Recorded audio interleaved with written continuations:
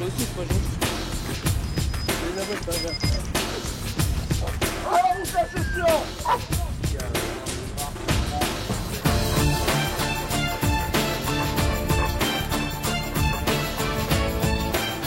Chaque jour, partout en France, les chiens de la gendarmerie sont des auxiliaires précieux dans l'exécution des missions de police judiciaire et de secours.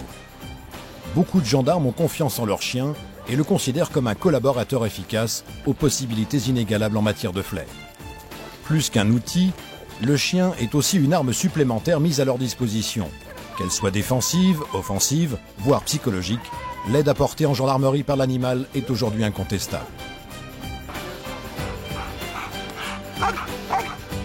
Maître de chien, bien plus qu'une mission technique, c'est avant tout une vocation et une passion au service de la sécurité de nos concitoyens. La composition des équipes hommes-chiens est d'une importance capitale. Au départ du stage de formation, d'une durée de 14 semaines, on fait ce qu'on appelle le mariage entre le stagiaire, donc le sous-officier de gendarmerie, et son animal. Ce mariage donc s'effectue à partir des critères relevés sur l'animal et des tests qui sont effectués, qui sont subis donc par le futur maître de chien. Et on essaie de faire le meilleur mariage entre les deux. On va se connaître, hein? On va apprendre à se connaître. Le centre forme les stagiaires dans environ 12 technicités différentes. Les pistages qui se déclinent en 3 variantes, le pistage simple, le pistage avalanche et le pistage associé à la défense du maître. Vous avez la recherche de produits stupéfiants, vous avez la recherche d'explosifs, la recherche de restes humains et de traces de sang humain, la recherche d'armes et munitions, les chiens d'intervention, les chiens de garde et patrouille, les chiens d'assaut du GIGN. Donc vous voyez que la palette est très large. Les spécialités et les domaines d'application du chien en gendarmerie sont nombreux. Une formation la plus étendue possible dans les divers domaines de la cynotechnie est dispensée au Centre national d'instruction cynophile de la gendarmerie, basé à Gramat, dans le Lot. 5 missions principales sont ainsi dévolues au centre. Le recrutement, la mise en condition et l'entretien des chiens. La sélection et la constitution des équipes. La formation théorique et pratique des maîtres de chiens, la surveillance technique et statistique des équipes, la formation des personnels instructeurs. Les formateurs qui arrivent à Gramat donc, sont, comme on dit, triés sur le volet. Il s'agit bien évidemment de maîtres de chiens confirmés, donc qui ont déjà fait plusieurs chiens en unité opérationnelle, qui ont obtenu des résultats significatifs sur le terrain, qui ont un sens de la pédagogie avérée et qui peuvent inculquer leur savoir dans les meilleures conditions aux stagiaires qui arrivent ici pour les 14 semaines.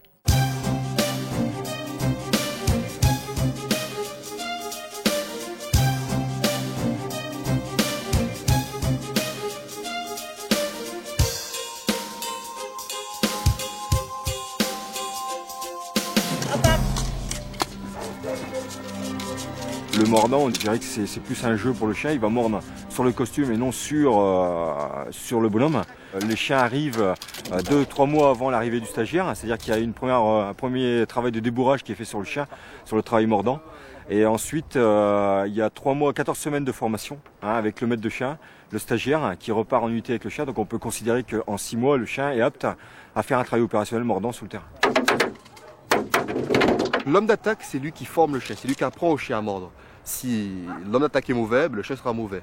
L'homme d'attaque apprend au chien à mordre, apprend à serrer, à tourner la tête, toutes les techniques du chien. C'est un plaisir que le chien pourra me mordre, et non pas une bataille ni une rage qu'il a contre moi. Donc maintenant, si je retire le costume et que le chien il me voit, si le maître, lui, ne dit pas d'attaquer, le chien ne va pas attaquer. C'est pas évident de se placer. On subit dans les débuts. Après, avec le métier, on arrive à calculer le chien, à voir quel moment il va rentrer. C'est pas une lutte entre moi et le chien, c'est une complicité qui se forme. Donc moi, j'apprends au chien à mordre, à se faire plaisir dans le costume.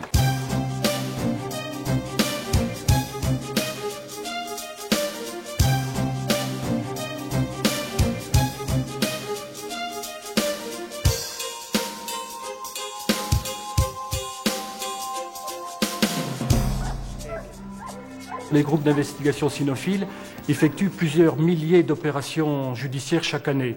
Je ne citerai par exemple que plus de 1500 pistages. Ça veut dire que vous avez les gendarmes qui sont engagés plusieurs fois par jour pour retrouver des personnes âgées disparues, des gamins qui sont partis, ou alors encore des malfaiteurs. On retrouve pratiquement une personne par jour, une personne disparue. Si le chien n'était pas là, ce serait très difficile de la retrouver, au moins vivante.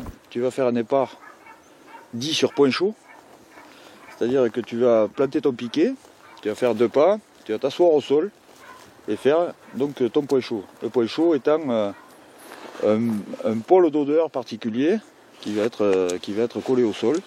Donc je vais te demander de rester 1 minute et demie, 2 minutes sur ce point chaud, de manière à mettre toutes tes molécules odorantes au sol.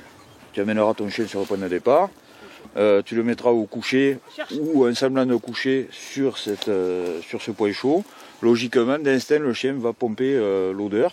Ça va lui donner une odeur de référence. L'odeur de référence qu'il va devoir suivre sur le tracé qu'on va faire et que je vais te montrer. Donc pour l'aider à rester sur ce tracé au maximum, tous les 10 pas, tu mettras un bout de viande. Ça s'appelle un poussé.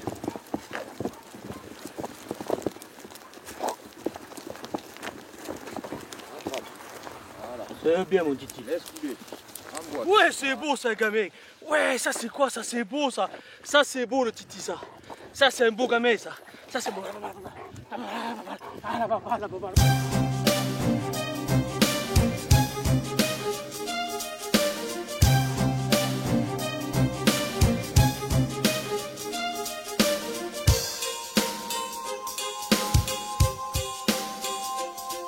Bonjour messieurs, nous allons procéder à un contrôle de recherche de stupéfiants. D'accord, nous sommes sous réquisition de monsieur le procureur de la République. Je vois que vous avez un joint dans les mains. Vous allez déjà le remettre à mon collègue, s'il vous plaît. Voilà.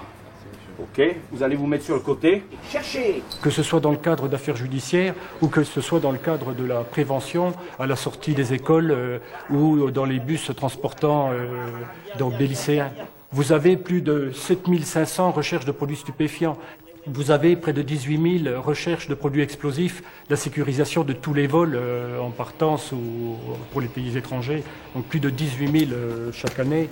Vous avez 50 missions de recherche de restes humains, recherche de cadavres, avec toutes les affaires médiatisées qu'on connaît, les tueurs en série, et enfin, je dirais, les recherches dans des technicités un peu particulières comme les armes et munitions. Donc vous voyez que notre palette est quand même très, très large.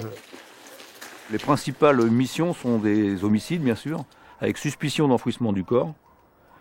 Et on intervient également sur des disparitions inquiétantes. On ne peut pas parler vraiment de normes au niveau enfouissement, hein. On dit que c'est de 40 à 50 cm.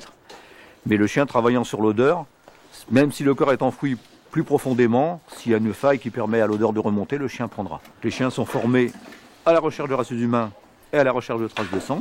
Ce sont les mêmes chiens. Par contre, c'est un chien différent en recherche de produits accélérants d'incendie criminel. Le supercarburant, le fuel, le dissolvant, le pétrole et l'acétone. Ces produits-là nous mettent un bon spectre d'odeurs complémentaires. Aussi bien en recherche de restes humains qu'au groupe, que dans toutes les technicités initiées par la gendarmerie au niveau cynotechnique, il faut une très grande complicité homme-chien parce que c'est très difficile. Il y a la lecture, ce qu'on appelle dans notre jargon cynotechnique, la lecture du chien. Il faut vraiment avoir une osmose avec son animal. C'est pour ça qu'on essaie de les prendre relativement jeunes. Et c'est pour ça que chez nous, en gendarmerie, le chien reste de début à la fin de sa carrière. Et c'est là qu'on atteint ce qu'on appelle le ciment avec notre chien, donc cette osmose. Donc c'est vraiment le binôme par excellence.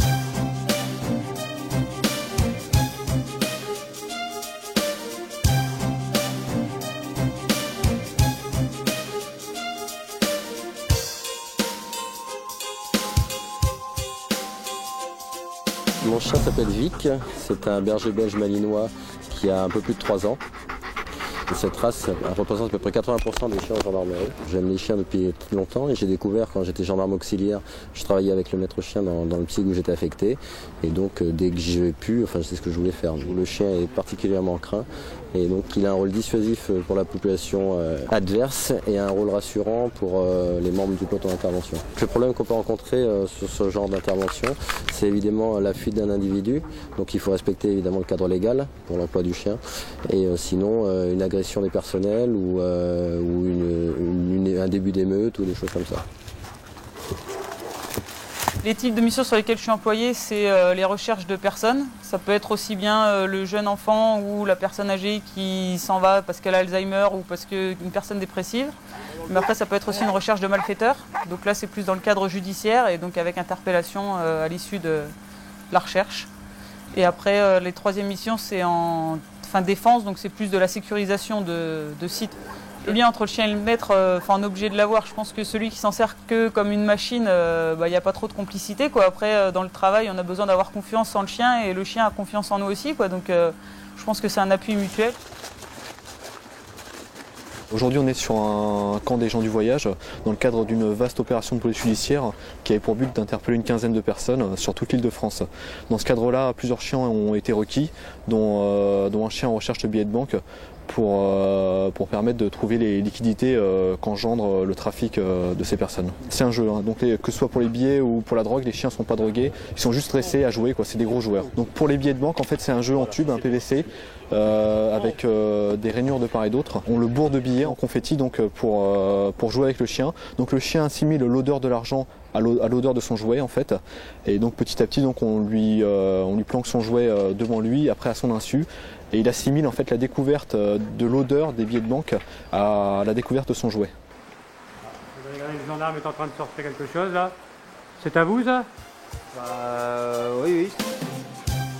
Avec plus de 12 technicités différentes, le dévouement quotidien avéré de près de 500 mètres de chiens sur l'ensemble du territoire national, les résultats obtenus chaque jour en police judiciaire par les équipes cynophiles gendarmerie attestent de la qualité de leur passion et de leur savoir-faire.